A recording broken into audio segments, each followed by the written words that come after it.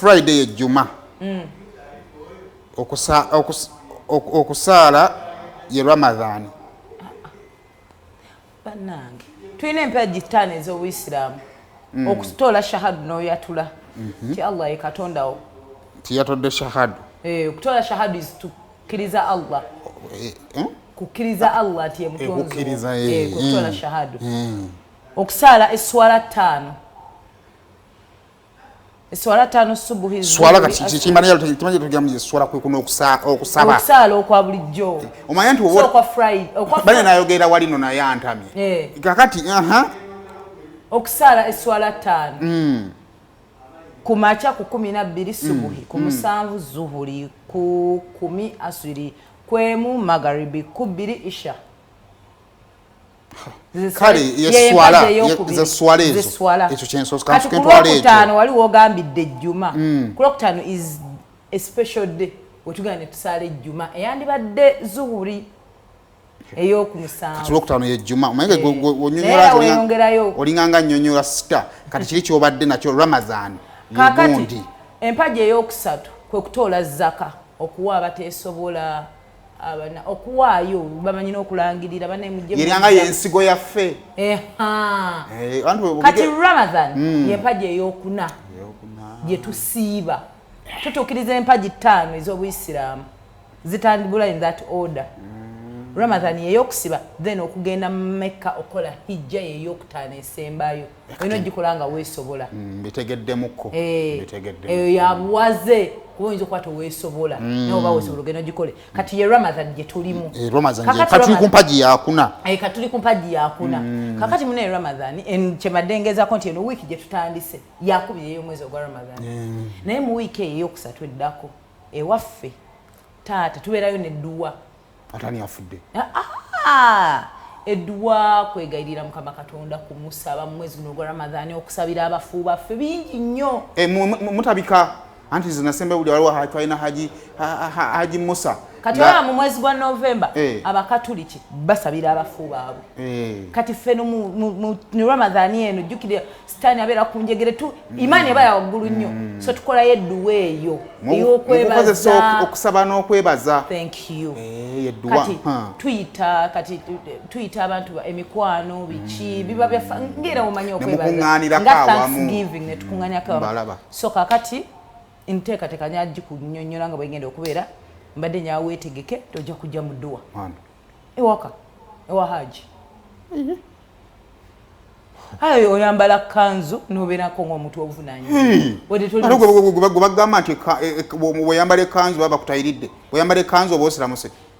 ekyokutali nakigana ntwajja lowooza bwe nali enkaafu naliira ddala eweddeyo kiŋŋamba nti kati kigenza kumbadde nkuwa full package tokireka ekyo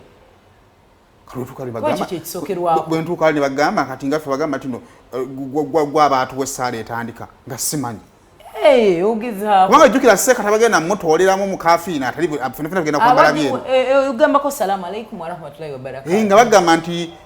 mulina amannya gammwe awo tuwe gundi nga nkanula bakanuzi maaso kati ebyo naawe nedda kale baseeka balinamu ekibuli era bakulanga weemoola seeka ayinza okujja n'akola lwando muli ani atuwaaswiri n'akusonga mugwe jangu ani abawaaki aswiri swala onsaasire